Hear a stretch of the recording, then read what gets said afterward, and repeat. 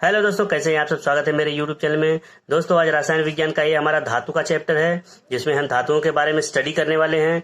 और इसके पहले हम लोगों ने ईंधन के बारे में पूरा फुल डिटेल पढ़ा है। तो दोस्तों, अगर अभी तक आप लोगों ने हमारा चैनल सब्सक्राइब नहीं किया है तो प्लीज चैनल को सब्सक्राइब करें। चैनल का नाम है इंडिया केम एंड फन। दोस्तों, चैनल का नाम है इंडिया केम एंड फन। तो स्टार्ट करते हैं वीडियो। दोस्तों, धातु धातु होती क्या है? ऐसे तत्व, हाइड्रोजन के अतिरिक्त ऐसे तत्व जो इलेक्ट्रॉन त्याग कर धनायन प्रदान करते हैं, धातु कहलाते हैं। यानी कि जो धनायन प्रदान करते हैं, धनायन देते हैं, वो धातु कहलाते हैं। धातुएं जो है वो सामान्यतः चमकदार, अधातुवर्य तथा तन्य होती हैं। धातुएं कैसी होती हैं? धातुओं का ये विशेष गुण है, जो चमकदार होती हैं और धातुवर्ध होती हैं। उसके साथ साथ जो है वो तन्य होती हैं, यानी उनका तार बनाया जा सकता है, उनको फैलाया जा सकता है गर्म करके, उसे धातु कहते हैं। धातुएं उष्मा एवं विद्युत की सुचालक होती हैं। धातुएं कैसी होती हैं? उष्मा और विद्युत दोनों की सुचालक होती हैं। धातुएं जो है उष्मा और विद्युत की सुचालक होती हैं, यानी गुड कंडक्टर्स कही जाती हैं। चांदी विद्युत का सर्वश्रेष्ठ सुचालक है। सबसे अच्छा सुचालक जो है वो चांदी है। धातुओं में विद्युत चालकता घटते क्रम में हम दिए यहाँ पे चांदी, उसके बाद तांबा है, उसके बाद एल्युमिनियम है, उसके बाद टंगस्टन है। यानी कि सबसे ज्यादा चांदी है और सबसे लास्ट में टंगस्टन आता है। इन सभी का हम वायर बना के घरों में यूज किया जाता है हमारे। इसके बाद में है सीसा की ऊष्मीय एवं विद्युत चालकता।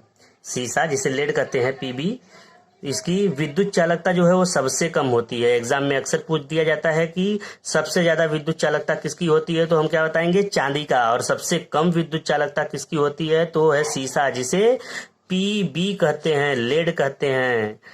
धातुओं के ऑक्साइड की प्रकृति क्षारीय होती है। कैसी होती है? क्षारीय होती है, यानी बेसिक फॉर्म में रहते हैं। इनका पीएच जो है वो 7 से अधिक होता है। लेकिन अपवाद भी कुछ इसमें है। और अपवाद क्या है? क्रोमियम का जो ऑक्साइड है, यानी कि Cr2O3, जिसे क्रोमियम का ऑक्साइड कहते हैं, इसकी प्रकृति जो है अम्लीय होती है। कैसी होती है? एसिडिक होती है, यानी कि पीएच जो है इसका 7 से कम होता है। उसके बाद है एल्युमिनियम, जिंक, लेड, इन सब के जो ऑक्साइड्स होते हैं वो उभयधर्मी होते हैं, मतलब एम्फोटेरिक नेचर रखते हैं। ये एसिडिक फॉर्म में भी होते हैं, बेसिक फॉर्म में भी होते हैं। धातुएं प्रायः तनु अम्लों से हाइड्रोजन विस्थापित करती हैं। धातुएं वो तनु अम्लों से हाइड्रोजन को विस्थापित करती हैं। तांबा तनु HCl के साथ, तांबा जो है वो तनु HCl यानी डाइल्यूट HCl के साथ अभिक्रिया नहीं करती है। तांबा जो है वो तनु HCl के साथ में अभिक्रिया नहीं करती है। सबसे हल्की धातु लिथियम है, बहुत बार एग्जाम में पूछा गया है। सबसे भारी धातु ऑस्मियम है, ये भी बहुत बार एग्जाम में पूछा गया है। और सबसे कठोर धातु जो है वो क्रोमियम है, ये भी बहुत बार पूछा गया है एग्जाम में, इसलिए मैं डार्क करके इसको दिया हूं। दोस्तों, इसको जरूर याद करना। टंगस्टन का संकेत W होता है। इसका मेल्टिंग पॉइंट जो है वो लगभग 3500 डिग्री सेंटीग्रेड होता है। कितना होता है? 3500 डिग्री, मतलब बहुत हाईएस्ट होता है। और इसका उत्पादन इसका उत्पादन जो है वो राजस्थान स्थित देगाना खान से होती है। यानी कि टंगस्टन जो है वो कहाँ से प्राप्त किया जाता है? राजस्थान के देगाना खान से प्राप्त की जाती है। कई बार एग्जाम में पूछा गया क्वेश्चन है ये। इसके बाद टंगस्टन का उपयोग, टंगस्टन जिसे W से इंडिकेट करते हैं, इसका उपयोग जो है वो विद्युत बल्ब में किया जाता है। कहाँ उपयोग इसका किया जाता है? विद्युत बल्ब में उपयोग किया जाता है। इसका अपचयन रोकने के लिए बल्ब से ऑक्सीजन अथवा एयर जो है वो निकाल दिया जाता है। अब बहुत लोग सोचते हैं कि एयर निकाला कैसे जाता है एक बल्ब से। तो दोस्तों, ये अगर बल्ब है, इससे एयर निकालना है तो पहले यहाँ पे कुछ पैक नहीं करेंगे। उसके पहले यहाँ पे नाइट्रोजन, हीलियम, आर्गन, मतलब अक्रिय गैस जो भी है उसको इसमें प्रवाहित करेंगे। प्रवाहित करने के बाद में ऑक्सीजन धीरे धीरे निकलता जाएगा और उसकी जगह पे जो हम गैस इसमें डाल रहे हैं वो गैस भरती जाएगी। इस तरह से हम पूरा ऑक्सीजन को निकाल सकते हैं। इसके बाद आगे है, अभी तक आवर्त सारणी में जिसे पीरियोडिक टेबल कहते हैं। अभी तक पीरियोडिक टेबल में 118 तत्व ज्ञात हैं। कितना तत्व ज्ञात हैं? 118 तत्व जो है वो पीरियोडिक टेबल में अभी तक टोटल ज्ञात है, इससे ज़्यादा तत्व नहीं है। प्रथम 98 जो तत्व हैं वो क्या हैं? प्राकृतिक रूप से पाए जाते हैं, यानी कि जो स्टार्टिंग से 98 तक है वो प्राकृतिक रूप से पाए जाते हैं। उसके बाद तत्व रासायनिक तत्व कहलाते हैं, यानी कि 98 तक का जो तत्व है वो प्राकृतिक तत्व है। उसके बाद जो बचते हैं 20 तत्व, वो जो है रासायनिक रूप से बनाए जाते हैं, रासायनिक तत्व कहलाते हैं, जिनका निर्माण कुछ विशिष्ट रासायनिक क्रियाओं के द्वारा होता है। यानी कि बाकी के जो बच रहे हैं 20 तत्व, ये रासायनिक क्रियाओं के दौरान होता है। पृथ्वी पर सर्वाधिक मात्रा में फेरस, क्या पाया जाता है? फेरस, जिसे आयरन कहते हैं, आयरन पाया जाता है। पृथ्वी की ऊपरी सतह पर सर्वाधिक पाया जाने वाला तत्व जो है वो क्या है? ऑक्सीजन है। ऑक्सीजन जो है सबसे ज्यादा पृथ्वी के ऊपरी सतह पर पाया जाने वाला तत्व है। इसके बाद टोटल मेटल्स कितने होते हैं? टोटल मेटल जो है वो 95 हैं, लेकिन अगर एंटी मनी की बात कर लिया जाए तो एंटी मनी के साथ में ये 96 हो जाते हैं। टोटल अधातु कितने हैं? 22 अधातु होते हैं, जिसमें से 10 जो है ठोस है, जैसे कार्बन है, सल्फर है, फास्फोरस है और आयोडीन है। एक जो है, सिर्फ एक, ये इकलौता एक जो है वो क्या है? द्रव अवस्था में पाया जाता है, ब्रोमीन। यानी कि एक है अधातु और वो द्रव अवस्था में ब्रोमीन पाया जाता है। बाकी के 11 जो है वो गैस फॉर्म में होते हैं, जैसे oxygen, nitrogen, oxygen, chlorine, hydrogen, ये सब। इसके बाद मेटेलॉइड्स है। मेटेलॉइड्स क्या होता है? मेटेलॉइड्स का हम भी डिटेल स्टडी कर लेते हैं। मेटेलॉइड्स होता क्या है?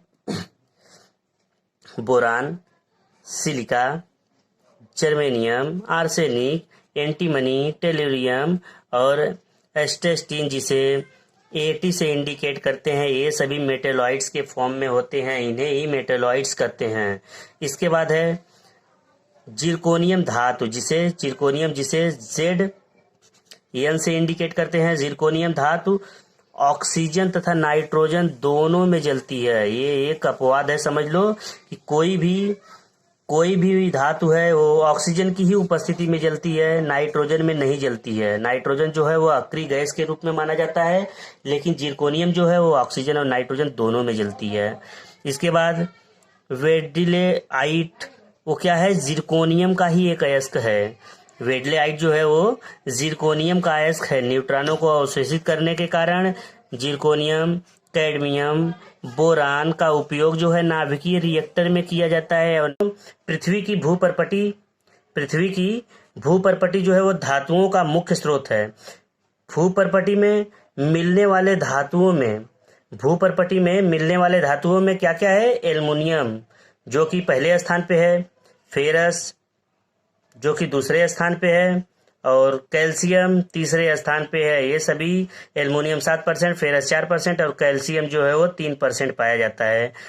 अब खनिज क्या होता है? खनिज हमने बहुत नाम सुना है। खनिज मिनरल्स होता क्या है? भूपर्पटी में, कहाँ पे? भूपर्पटी में प्राकृतिक रूप से पाए जाने वाले जो तत्व हैं या यौगिक, उन्हें ही खनिज कहते हैं। दूसरा है अयस्क, जिसे ओर्स कहते हैं। अयस्क क्या होता है? वे खनिज जिनसे धातुओं को सुगमता पूर्वक तथा लाभकारी रूप से निष्कर्षित किया जाता है, वो क्या कहलाते हैं? अयस्क कहलाते हैं, ओर्स कहलाते हैं। अयस्क को हम कितने प्रकार से और किस तरह से निष्कर्षित करते हैं, यहाँ पे एक डायग्राम के माध्यम से मैंने दिखाया है। ये है हमारा अयस्क निष्कर्षण की टेक्निक, जिसमें पहले तो अयस्क का सांद्रण करते हैं और सांद्रण के आधार पर जो है अयस्क को हम 3 तरह से प्राप्त करते हैं। एक तो उच्च अभिक्रियाशील धातुएं जो अलग करते हैं, और दूसरा जो है मध्य अभिक्रियाशील धातुएं, तीसरा जो है निम्न अभिक्रियाशील धातुएं।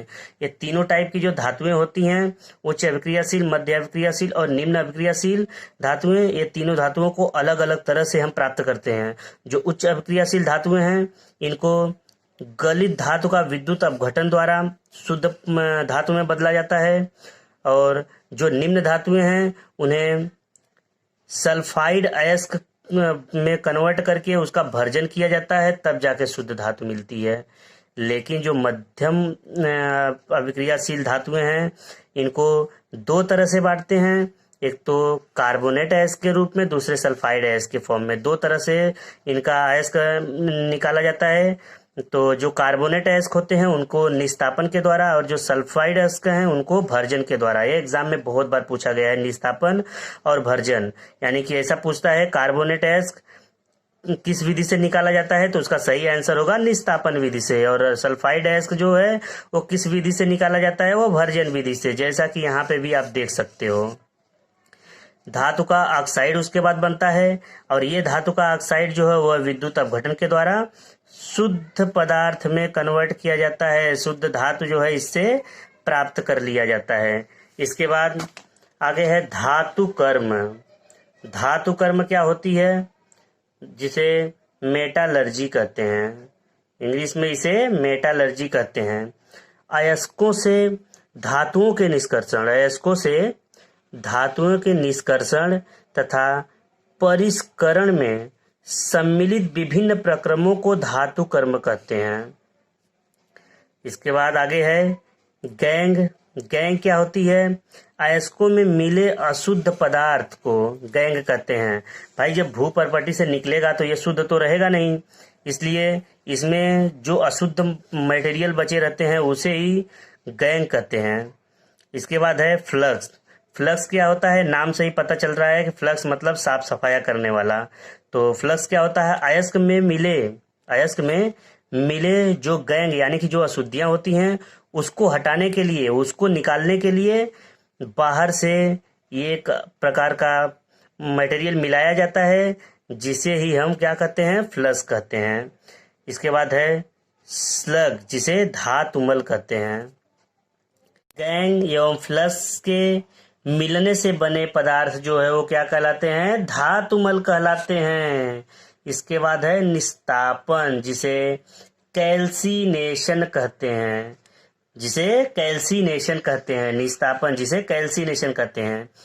इस प्रक्रिया में धातु के अयस्क, इस प्रक्रिया में यानी कैल्सिनेशन की प्रक्रिया में जो धातु के अयस्क हैं उनको द्रवणांक यानी कि मेल्टिंग पॉइंट से नीचे के ताप पर गर्म किया जाता है, ताकि अयस्क में मिले जो वाष्पशील अशुद्धियां हैं वो दूर किया जा सके। जो वाष्पशील अशुद्धियां हैं उसको दूर करने के लिए उसमें अयस्क में मेल्टिंग पॉइंट से नीचे ताप पर गर्म किया जाता है, जिसे निस्तापन यानी कि कैल्सिनेशन कहते हैं। इसके बाद अगला है भर्जन। बहुत ही इंपॉर्टेंट है। निस्तापन और भर्जन तो बहुत ही इंपॉर्टेंट है, अक्सर एग्जाम में पूछा जाता है। भर्जन जिसे इंग्लिश में रोस्टिंग कहते हैं, तो इसको ध्यान से आप लोग याद करिएगा, क्योंकि ये एग्जाम के पॉइंट ऑफ व्यू से बहुत ही इंपॉर्टेंट रहता है। भर्जन जिसे रोस्टिंग कहते हैं, इसके बारे में हम पढ़ते हैं। धातु के अयस्क को गर्म हवा की उपस्थिति में उसके द्रवणांक से नीचे यानी उसके मेल्टिंग पॉइंट से नीचे के ताप पर गर्म करते हैं, ताकि इसमें मिले अशुद्धि जो है यानी कि अशुद्धि जो है वो ऑक्सीडाइज हो जाए, जिसे ही क्या कहते हैं, भर्जन कहते हैं। इसके बाद अगला है स्मेल्टिंग क्या होती है। इस प्रक्रिया में, कौन से प्रक्रिया में, ये स्मेल्टिंग जो है, स्मेल्टिंग की प्रक्रिया में धातु कोक एवं फ्लक्स की उपस्थिति में उनके द्रवणांक यानी मेल्टिंग पॉइंट से ऊपर के ताप पर गर्म करते हैं, जिससे शुद्ध धातु प्राप्त हो जाती है।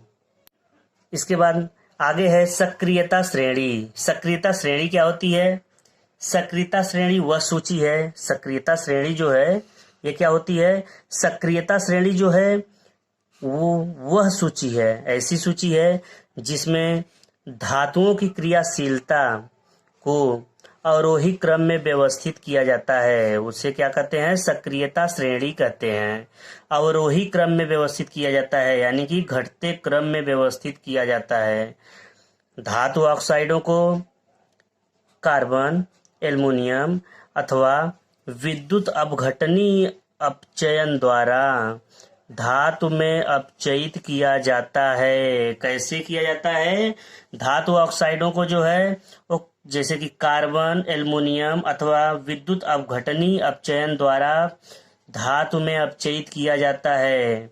और सोडियम, कैल्शियम, कैल्शियम इधर है, सोडियम, पोटेशियम, कैल्शियम धातुओं को उनके गलित क्लोराइडों के विद्युत अपघटन द्वारा निष्कर्षित किया जाता है, जबकि एल्युमिनियम धातु को उसके गलित ऑक्साइडों के विद्युत अपघटन द्वारा निष्कर्षित किया जाता है।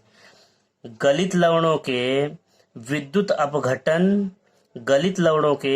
विद्युत अपघटन के द्वारा शुद्ध धातु कैथोड पर निक्षेपित हो जाती है। गलित लवणों के विद्युत अपघटन के दौरान जो है वो शुद्ध धातु कैथोड पर निक्षेपित हो जाती है यानी कैथोड की तरफ चली जाती है। इसके बाद अभिक्रियाशीलता का क्रम जो है इस तरह से मैंने अरेंज किया हुआ है। इसको जरा आप लोग देख लीजिए, ये कैसा है अभिक्रियाशीलता जो है, ये घटते क्रम में मैंने पूरा दिया है क्रियाशीलता। तो इसको देखते हैं कैसा है। Potassium, sodium, calcium, magnesium, aluminium, zinc, ferrous, lead बराबर है lead, hydrogen, copper, mercury, silver, gold, ये सभी जो है वो क्रियाशीलता घटते क्रम में है यानी कि सबसे अच्छा क्रियाशीलता जो है वो पोटेशियम की होती है, लेकिन सबसे कम क्रियाशीलता जो है वो किसकी होती है?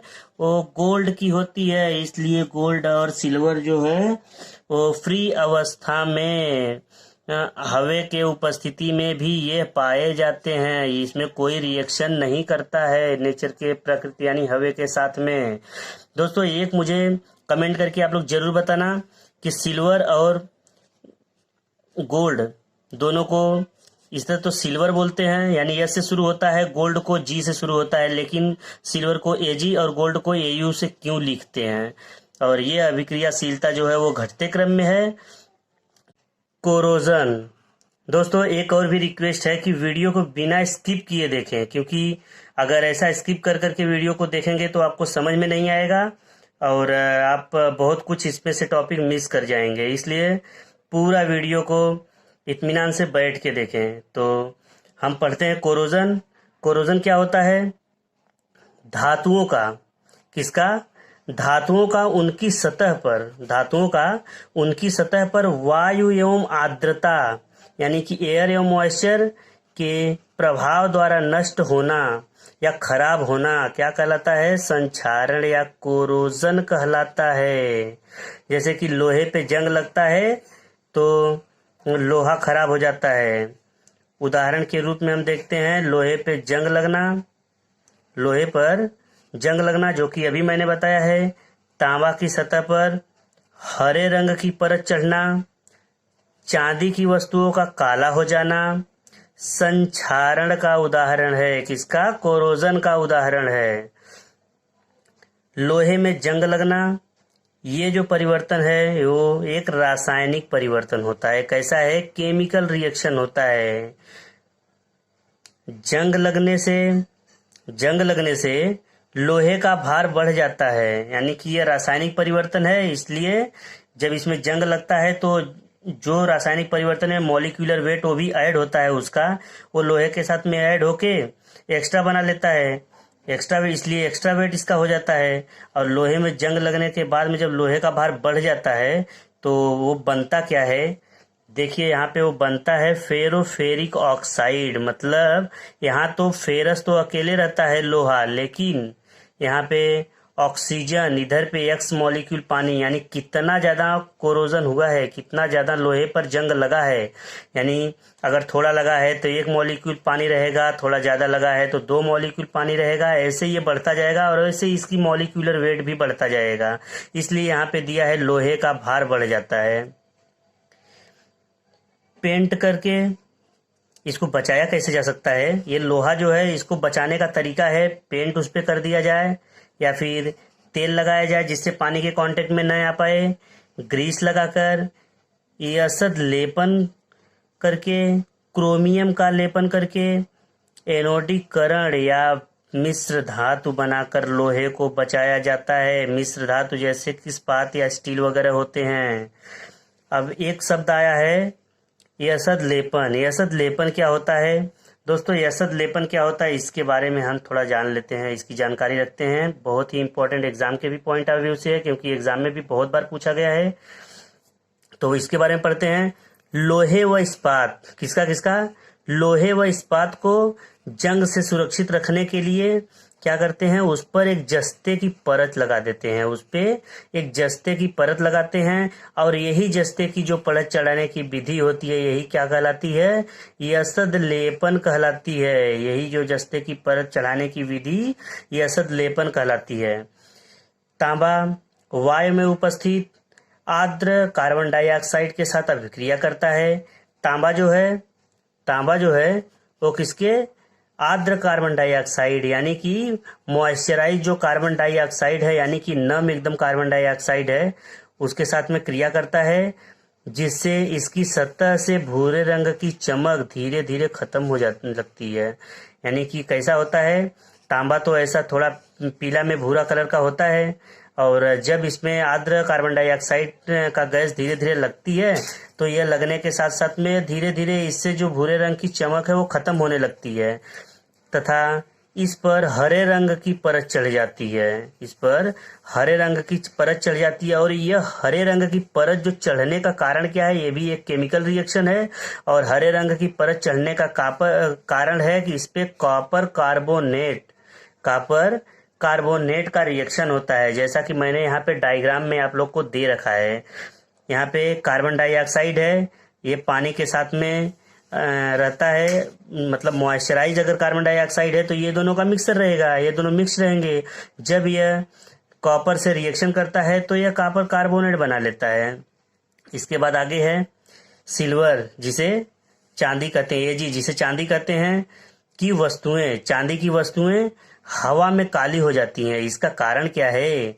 इसका कारण यह है कि सिल्वर जो है वो क्या, वायु की उपस्थिति में सल्फर के साथ अभिक्रिया करती है। ये क्या है? सल्फर के साथ अभिक्रिया करती है और अभिक्रिया करके Ag2S बना लेती है। यह Ag2S बना लेती है। इसका भी मैंने रिएक्शन दे रखा है। 2Ag सिल्वर है ये 2Ag, और जब सल्फर से रिएक्शन करती है तो Ag2S बना लेती है। अब इसके बाद पढ़ते हैं हम धातु प्रदूषक। धातु प्रदूषण होता क्या है? धातु प्रदूषण कैसा होता है जरा इसके बारे में हम जान लेते हैं। कुछ भारी धातुएं, कैसी धातुएं? कुछ जो बहुत भारी धातुएं हैं वो जल में घुलकर, भारी धातुएं जो है वो जल में घुलकर उसे प्रदूषित कर देती हैं।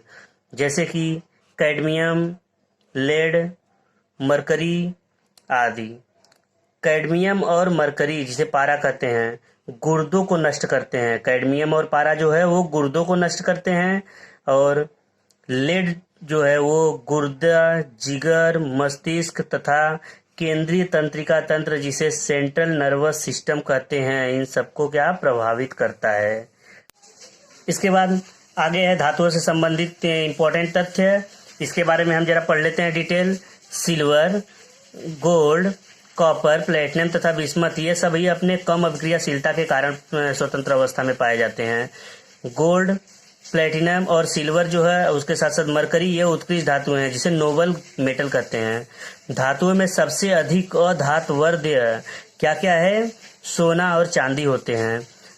मरकरी और फेरस, लोहा, विद्युत धारा के प्रवाह में अपेक्षाकृत अधिक प्रतिरोध उत्पन्न करते हैं, जिसके कारण आप लोगों ने देखा होगा कि इन दोनों का कहीं पे भी वायर नहीं बनाया जाता है, इलेक्ट्रिक तार नहीं बनाया जाता है।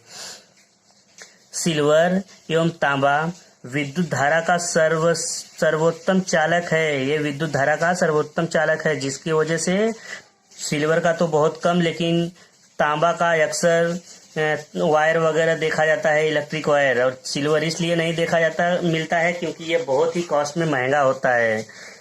एल्युमिनियम का सर्वप्रथम पृथक्करण 1827 ईस्वी में हुआ था। कार्बोनेट का रासायनिक नाम जो है वो पोटेशियम यूरेनिल वेनेडेट होता है। कार्नेलाइट का रासायनिक नाम जो है वो पोटेशियम यूरेनिल वेनेडेट होता है। पोटेशियम यूरेनिल वेनेडेट होता है। कैंसर के इलाज में, किसमें? कैंसर के इलाज में कोबाल्ट के समस्थानिक का उपयोग होता है। कोबाल्ट का उपयोग जो कहाँ पे होता है? कोबाल्ट के समस्थानिक का उपयोग कैंसर के इलाज में होता है। सोडियम परऑक्साइड Na2O2 का उपयोग पनडुब्बी जहाजों तथा अस्पताल आदि की बंद हवा को शुद्ध करने में किया जाता है। सोडियम परऑक्साइड का उपयोग, एकदम ध्यान रखिए दोस्तों, ये सोडियम परऑक्साइड जो है वो पनडुब्बी और अस्पतालों में बंद जो कमरे होते हैं उनको हवा को शुद्ध करने के लिए सोडियम परऑक्साइड का उपयोग किया जाता है। ग्रीनोकाइट, जिसे CDS कहते हैं, कैडमियम सल्फाइड, कैडमियम का अयस्क है। कैडमियम का नाभिकीय रिएक्टरों में न्यूट्रॉन मंदक के रूप में संग्राहक बैटरियों में तथा निम्न संचालक मिश्र धातु बनाने में किया जाता है। निम्न गलनांक यानी कि जिसका मेल्टिंग पॉइंट बहुत कम हो, तो ऐसे धातु मिश्रण को बनाने में इसका काम किया जाता है कैडमियम का। विद्युत हीटर की कुंडली जो है वो भी किससे बनी होती है? कैडमियम से ही बनी होती है। इसके बाद आगे है विश्व प्रसिद्ध जो अपना एफिल टावर है, उसका जो आधार है वो भी किससे है? स्टील और सीमेंट का बना हुआ है। रेडियम का जो निष्कर्षण है वो पिच ब्लेड से किया जाता है। वायुयान के निर्माण में पैलेडियम, जिसे PD से इंडिकेट करते हैं, जिसे PD से इंडिकेट करते हैं, धातु प्रयुक्त होती है। वायुयान के निर्माण में पैलेडियम धातु प्रयुक्त होती है। पैलेडियम बहुत ही महंगी धातु है और आजकल उसका रेट तो और भी बढ़ गया है। गैलियम रूम टेम्परेचर पर द्रव अवस्था में पाया जाता है। सेलेनियम धातु का उपयोग जो है वो फोटो इलेक्ट्रिक सेल में होता है। और जियोलाइट का प्रयोग जल को मृदु बनाने में किया जाता है। टीन जो है वह अपरूपता प्रदर्शित करता है। टीन क्या करता है? वह अपरूपता प्रदर्शित करता है। ट्रांजिशन एलिमेंट और उनके यौगिक जो है वो रंगीन होते हैं। कैसे होते हैं? रंगीन होते हैं। सबसे भारी धातु कौन सी है? ऑस्मियम है। सबसे मजबूत धातु कौन सी है? टंगस्टन है। सबसे कठोर धातु जो है वो क्रोमियम होती है। और सबसे हल्की धातु कौन सी है? लिथियम है, जिसे रेडियोएक्टिव एजेंट के रूप में यूज करते हैं।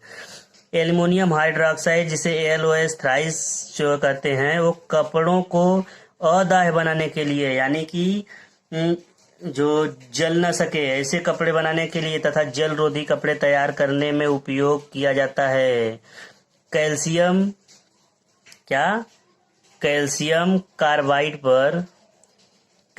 कार्बाइड पर जल की प्रतिक्रिया से क्या बनती है? एसिटिलीन गैस उत्पन्न होती है। पिटवा लोहा, जिसे रफ आयरन कहते हैं, इसमें क्या है? कार्बन की मात्रा सबसे अधिक पाई जाती है। पिटवा लोहा में कार्बन की मात्रा सबसे अधिक पाई जाती है।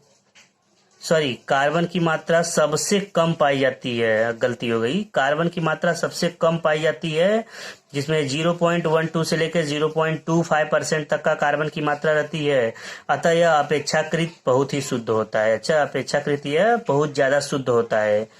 रेल पटरी और मशीनरी पुर्जों की दरारों को जोड़ने के लिए Fe2O3 plus aluminium, ferrous oxide और एल्युमिनियम की अभिक्रिया से प्राप्त मिश्र धातु का उपयोग किया जाता है। तो दोस्तों, नाइक्रोम जो है, जैसे कि नाम से पता चल रहा है, नाई मतलब निकिल और क्रोम मतलब क्रोमियम। निकिल और क्रोमियम, और इसमें थोड़ी मात्रा में आयरन भी मिलाया जाता है, फेरस। का मिश्रण होता है। किसका किसका मिश्रण होता है? निकिल, क्रोमियम, फेरस, इन तीनों धातु का मिश्रण होता है। विद्युत हीटर की कुंडली जो है वो किससे बनी होती है? नाइक्रोम से ही बनी होती है। क्रोमिक अम्ल, क्रोमिक अम्ल जिसका रासायनिक नाम, क्या रासायनिक नाम है? क्रोमियम ट्राई ऑक्साइड है। क्रोमिक अम्ल का रासायनिक नाम जो है, केमिकल नाम जो है उसका क्रोमियम ट्राई ऑक्साइड है। ब्रिटेनिया धातु क्या है? इसके बाद अगला जो मेटल है वो हमारा ब्रिटेनिया धातु है। ये सब मिश्र धातुएं हैं। तो ब्रिटेनिया धातु जो है उसके बारे में पढ़ते हैं। ब्रिटेनिया धातु क्या होती है? ये एंटीमनी और तांबा व टीन, ये सबका क्या है? मिश्र धातु है। ये एंटीमनी, तांबा और टीन का मिश्र धातु है। उसके बाद है बारूद। बारूद में 75% KNO3 जिसे पोटेशियम नाइट्रेट कहते हैं ये रहता है। 10% जो है वो गंधक रहता है और जिसे सल्फर कहते हैं। 15% चालकोल एवं अन्य पदार्थ उसमें मिले होते हैं। इसके बाद है बेविड मेटल। बेविड मेटल क्या होता है? 89% इसमें टीन होता है। 89% बेविड मेटल में टीन होता है। 9% एंटीमनी और 2% तांबा होता है। टाइटेनियम को रणनीतिक धातु यानी स्ट्रेटेजिक मेटल के नाम से जानते हैं। क्यों इसको जानते हैं? क्योंकि ये रक्षा उत्पादन में इसका उपयोग किया जाता है। ये कौन सा?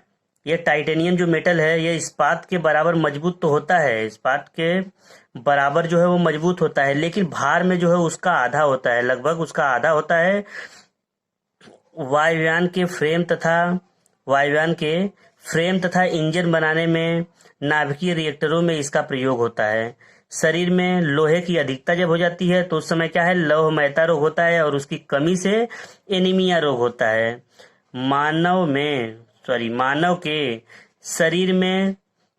शरीर में तांबा की वृद्धि होने से यकृत सिरोसिस रोग हो जाता है, जिसे विल्सन रोग कहते हैं। टीन की अधिक मात्रा युक्त कांसा को श्वेत कांसा कहते हैं। जब टीन की अधिकता रहती है तो कैसा कांसा होता है?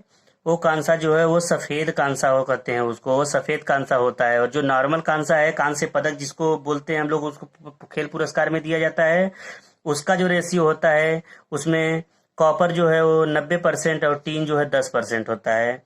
जिंक फास्फाइड इसका उपयोग जो है वो चूहा विष के रूप में किया जाता है। चूहा मारने की जो दवा बनाते हैं उसमें जो है इसका उपयोग किया जाता है। इसके बाद अगला है लकड़ी की वस्तुओं को। इसके बाद अगला जो मेटल का कंपोनेंट है उसका लकड़ी की वस्तुओं को कीड़ों से बचाने के लिए, जो लकड़ी की वस्तुएं हैं उनको कीड़ों से बचाने के लिए उस पर जो है जिंक क्लोराइड का लेपन किया जाता है। इसके बाद है सिल्वर क्लोराइड को क्या हार्न सिल्वर कहते हैं। ये नेक्स्ट वीडियो में मैं डिटेल इसका दूंगा कि कौन सा है, इसका कैसा किससे बना है। तो सिल्वर क्लोराइड को जो है वो हॉर्न सिल्वर कहते हैं और इसका उपयोग जो है वो फोटोक्रोमेटिक कांच बनाने में किया जाता है। इसके बाद है सिल्वर आयोडाइड। अभी ये बीच में सिल्वर का ही पूरा हम पढ़ने वाले हैं। सिल्वर आयोडाइड जो है इसका उपयोग कृत्रिम वर्षा कराने में काम आता है। अभी तो नहीं, लेकिन पहले पिक्चर में कृत्रिम वर्षा करने के लिए जो है वो सिल्वर आयोडाइड का ही उपयोग किया जाता था। सिल्वर नाइट्रेट का उपयोग जो है वो निशान लगाने वाली स्याही में किया जाता है। और वो कौन सा स्याही होता है? जो मतदान के समय जो है हाथ में लगाई जाती है स्याही। सूर्य के प्रकाश में अपघटित हो जाता है। ये सूर्य के प्रकाश में सिल्वर नाइट्रेट जो अपघटित हो जाता है, इसके वजह से इसे रंगीन बोतलों में रखा जाता है। इसके बाद है सिल्वर ब्रोमाइड क्या है? इसका उपयोग जो है वो फोटोग्राफी में किया जाता है। सिल्वर ब्रोमाइड का उपयोग जो है वो फोटोग्राफी में किया जाता है। सिल्वर के जो चम्मच होते हैं, यानी चांदी के जो चम्मच हैं, उनसे अंडा नहीं खाते हैं। अंडा खाना जो है वो वर्जित होता है। क्यों वर्जित होता है? क्योंकि सिल्वर जो है वो अंडे में उपस्थित जो गंधक यानी सल्फर होता है उससे प्रतिक्रिया यानी रिएक्शन करके वो कैसा काला रंग हो जाता है, उसका काला रंग बना लेती है। तो काला रंग जो किसका होता है? वो सिल्वर सल्फाइड का होता है, जिसे जिससे चम्मच खराब हो जाता है। ये हमारा रिएक्शन है। ये है सिल्वर और ये सल्फर है, रिएक्शन करते हैं, सिल्वर सल्फाइड बन जाता है और ये काला कलर का होता है, इसलिए चम्मच खराब हो जाता है। इसके बाद अब सोने के बारे में हम पढ़ लेते हैं। गोल्ड, ये यू जिसे गोल्ड कहते हैं, ये गोल्ड का इंडिकेशन है। ये यू गोल्ड को कठोर बनाने के लिए, जो सोना है, सोना को कठोर बनाने के लिए उसमें कॉपर अथवा सिल्वर मिलाया जाता है। यानी कि जो हम गहना दुकान पे खरीदते हैं, वो गहने में ऐसे तो सोना जो है वो बहुत हल्का होता है, हाथ से भी मोड़ेंगे मुड़ जाएगा, दांत से काटेंगे भी तो कट जाएगा, उसमें गड्ढे बन जाएंगे। लेकिन इसको मजबूत करने के लिए यानी आभूषण बनाने के लिए एक कॉपर और कॉपर और सिल्वर उसमें मिला दिया जाता है, जिससे वो कठोर हो जाता है। शुद्ध सोना जो है कितना कैरेट का होता है? 24 कैरेट का होता है। और आभूषण बनाने के लिए जो है वो कितना 22 कैरेट का उपयोग किया जाता है। आजकल सोनार बोलते हैं कि ये 22 नहीं 23 कैरेट का हम बेच रहे हैं, जो कि गलत है। आयरन पायराइट जिसे FeS2 कहते हैं, इसको झूठा सोना या बेवकूफ़ों का सोना कहा जाता है।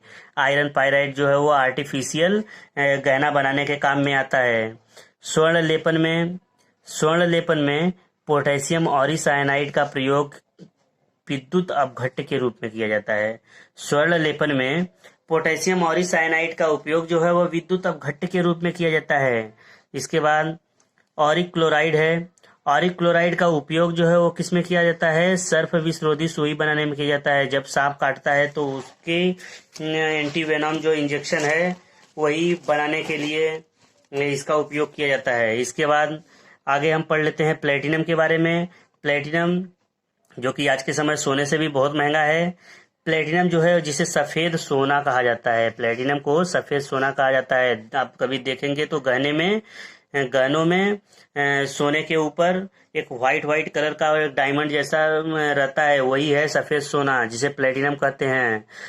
मरकरी को क्विक सिल्वर के नाम से जाना जाता है। मरकरी को कैसा जाना जाता है? क्विक सिल्वर के नाम से जाना जाता है। इसका निष्कर्षण जो है यानी इसे किससे निकाला जाता है? सीने बार से। इसका मुख्य जो अयस्क है वो सीने बार है।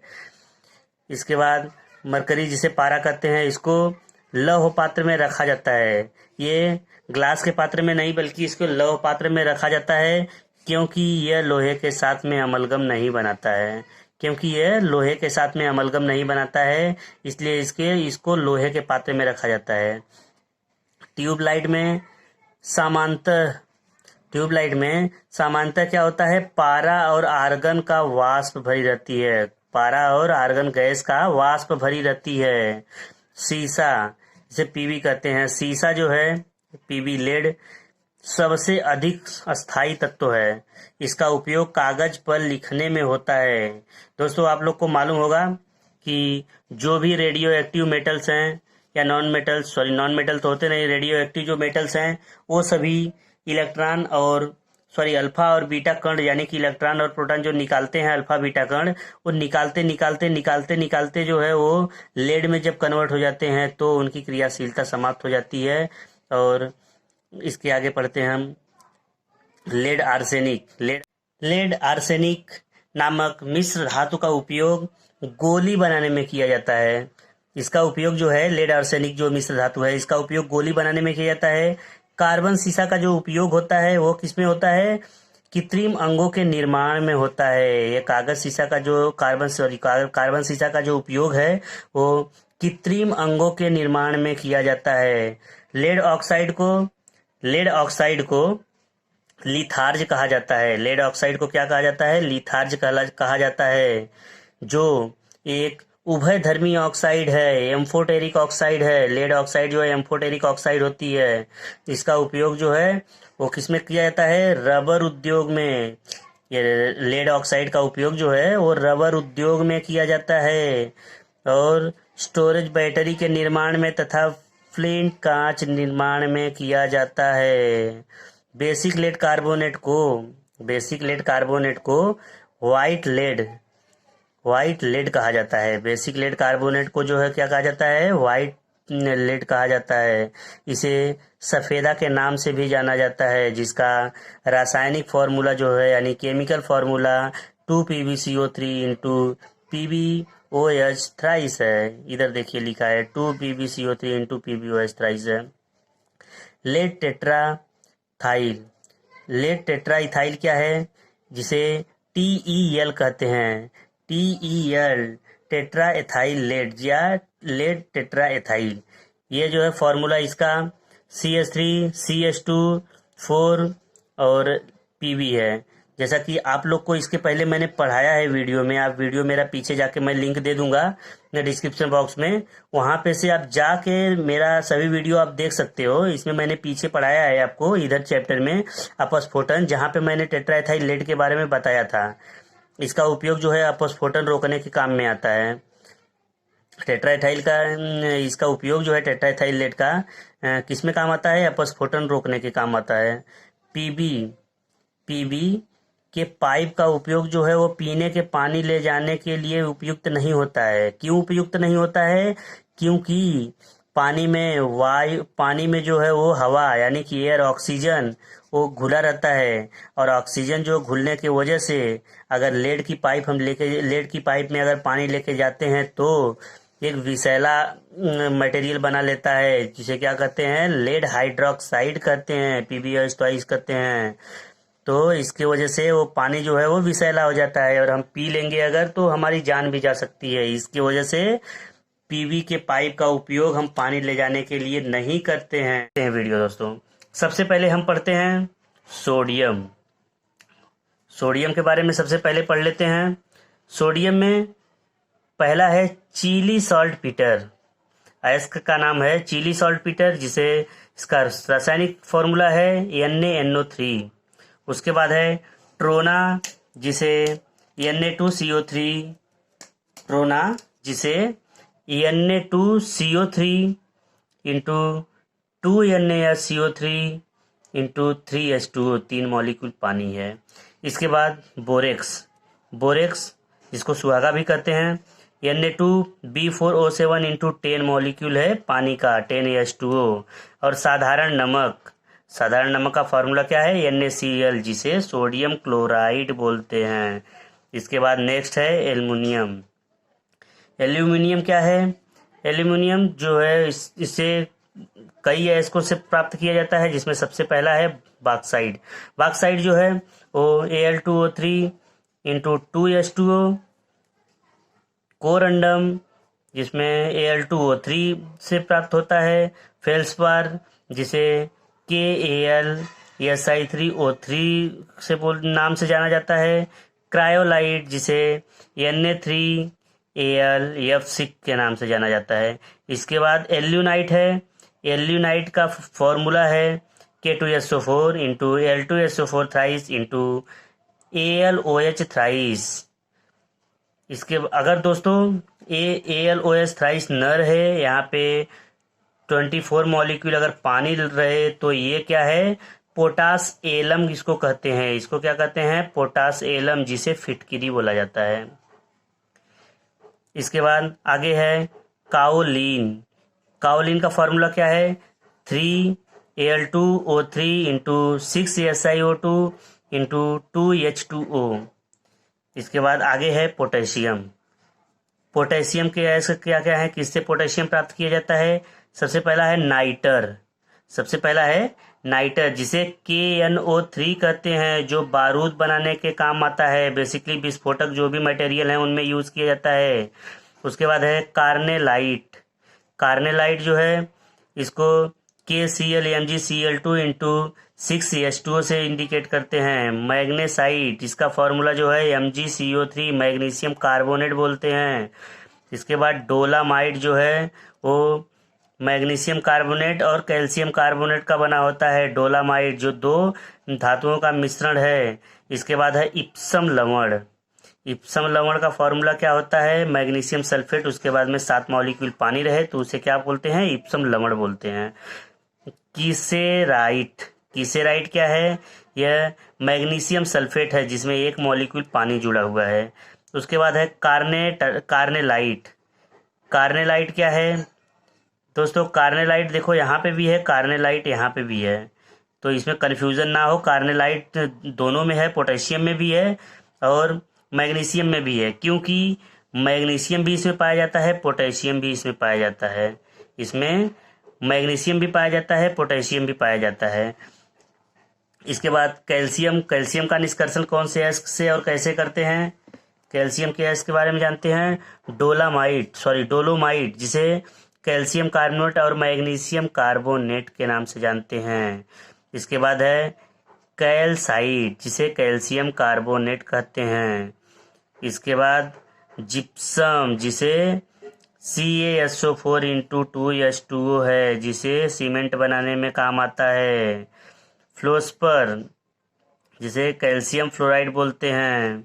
इसके बाद कैल्शियम मैग्नीशियम सिलिकेट या एस्बेस्टस, जिसे CaSiO3 MgSiO3 है। इसके बाद स्ट्रांसियम का मेटल है। स्ट्रांसियम को कौन से अयस्क से प्राप्त करते हैं? स्ट्रांसियम जो है वो स्ट्रांसियनाइट, जिसे SrCO3 बोलते हैं, और सिलेस्टाइन, जिसे SrSO4 बोलते हैं। दोस्तों, इसके बाद का जो हमारा है वो है क्यूप्राइट, जो बेसिकली कॉपर का अयस्क है। क्यूप्राइट, जिसे Cu2O से प्रदर्शित करते हैं। इसके बाद कॉपर ग्लास, जिसे Cu2S से प्रदर्शित करते हैं। कॉपर पाइराइट, जिसे CuFeS2 से इंडिकेट करते हैं। इसके बाद रूबी सिल्वर, बहुत इंपॉर्टेंट है, कई बार एग्जाम में पूछा गया है, जिसे 3Ag2S इंटू Sb2S2 से प्रदर्शित करते हैं।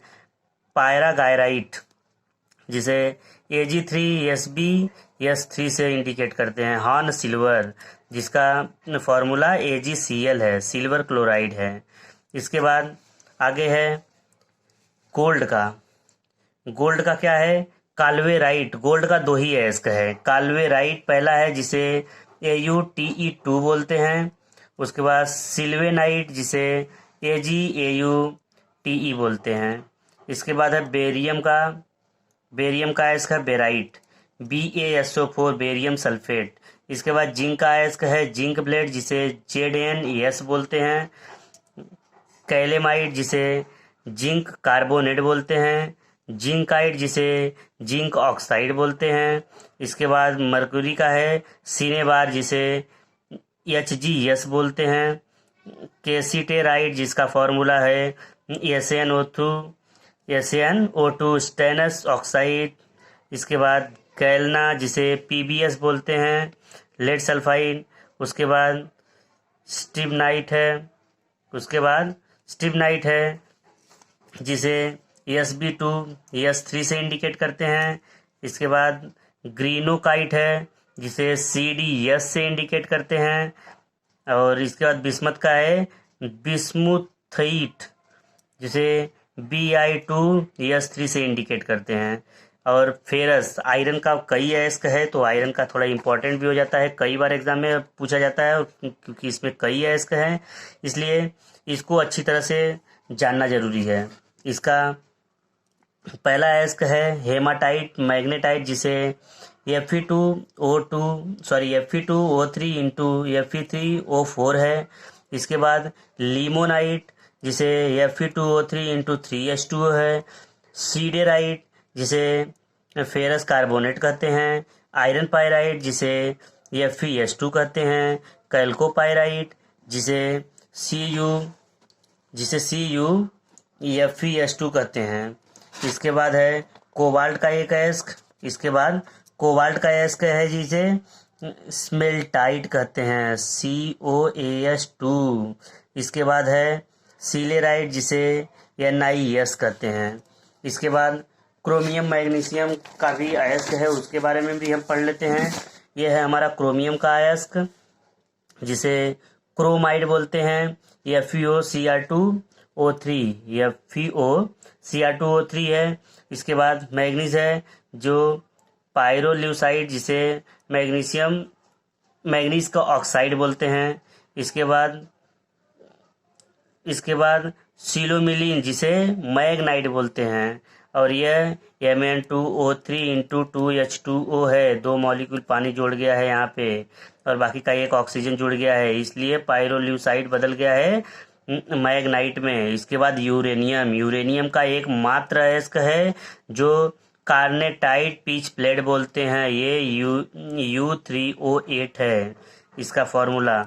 इसके बाद कुछ इम्पोर्टेंट तथ्य हैं जो एग्जाम के पॉइंट ऑफ व्यू से बहुत इंपॉर्टेंट है, जो अक्सर एग्जाम में पूछा जाता है। तो दोस्तों इसके बारे में हम पढ़ लेते हैं। विद्युत उपकरणों में प्रयुक्त होने वाला फ्यूज, विद्युत उपकरणों में जो प्रयुक्त होता है फ्यूज, वो फ्यूज का तार वो किससे बना होता है? लेड और टीन का मिश्रण होता है। वो किससे किससे बना होता है? लेड और टीन का मिश्र धातु है। इसके बाद यूरेनियम को आशा धातु कहा जाता है। यूरेनियम का आशा धातु क्यों कहा जाता है? क्योंकि यूरेनियम को नाइट्रोजन न्यूट्रॉन का बम्बार्डमेंट करके एनर्जी पैदा कर सकते हैं, इसकी वजह से इसे आशा धातु का कहा जाता है। भारत में यूरेनियम का सर्वाधिक उत्पादन जो है वो झारखंड में होता है। यूरेनियम का सर्वाधिक उत्पादन कहाँ पे होता है? झारखंड में होता है। यूरेनियम का समस्थानिक जो है वो 92 यूरेनियम 238 होता है, जो सक्रियता प्रदर्शित नहीं करता है, और सक्रियता कौन प्रदर्शित करता है? तो 92 यूरेनियम 235 है, ये सक्रियता प्रदर्शित करता है। यूरेनियम कार्बाइड का उपयोग जो है वह हैबर विधि से अमोनिया के उत्पादन में उत्प्रेरक के रूप में किया जाता है। दोस्तों उत्प्रेरक क्या होता है? उत्प्रेरक जिसे कैटलिस्ट कहते हैं। कैटलिस्ट क्या होता है? कैटलिस्ट होता है रिएक्शन में भाग तो लेते हैं, लेकिन बिना रिएक्शन में पार्टिसिपेट किए, बिना रिएक्शन में खर्च हुए, ये जितना इन्वॉल्व होता है उसमें, जितना उसमें डाला जाता है सेम उतना ही बाहर निकल जाता है, वो होता है कैटलिस्ट, जो रिएक्शन में बिना इन्वॉल्व हुए रिएक्शन के रेट को बढ़ाता है, यानी कि रेट ऑफ रिएक्शन को इंक्रीज करता है, वो क्या कहलाता है? कैटलिस्ट कहलाता है। यूरेनियम के नाइट्रेट एवं एसीटेट, यूरेनियम के नाइट्रेट और एसीटेट का उपयोग जो है कहाँ किया जाता है? फोटोग्राफी में होता है। यूरेनियम धातु का निष्कर्षण मुख्यतः उसके अयस्क जो है पिच ब्लेड से किया जाता है। अभी हमने आपको ऊपर पढ़ाया पिच ब्लेड, जो कि एक ही इसका अयस्क है, कार्नेटाइट या पिच ब्लेड बोलते हैं। प्लूटोनियम कैसा है? यह एक भारी रेडियो सक्रिय धातु है। प्लूटोनियम जो है एक भारी रेडियो सक्रिय धातु है। यह एक्टिनाइड श्रेणी का सदस्य है। ये कौन से श्रेणी का सदस्य है? एक्टिनाइड श्रेणी का सदस्य है। इसका उपयोग जो है वो परमाणु बम बनाने में होता है। इसका उपयोग परमाणु बम बनाने के लिए किया जाता है। दोस्तों आप लोग को याद होगा नागासाकी और हिरोशिमा पर जो परमाणु बम गिराए गए थे, फैटमैन और लीड्स बॉय, 6 और 9 अगस्त को, वो कौन से किससे बने थे? वो एक्टिनाइट के ही बने थे, वो प्लूटोनियम के ही बने थे, जो कि एक्टिनाइट श्रेणी का है। तो दोस्तों कैसी रही मेरी वीडियो? दोस्तों वीडियो अच्छा लगे तो लाइक करो, शेयर करो, कमेंट करो, और दोस्तों चैनल को जरूर सब्सक्राइब करना। तो मिलते हैं अब इसके बाद में अधातुओं के बारे में पढ़ने के लिए। तो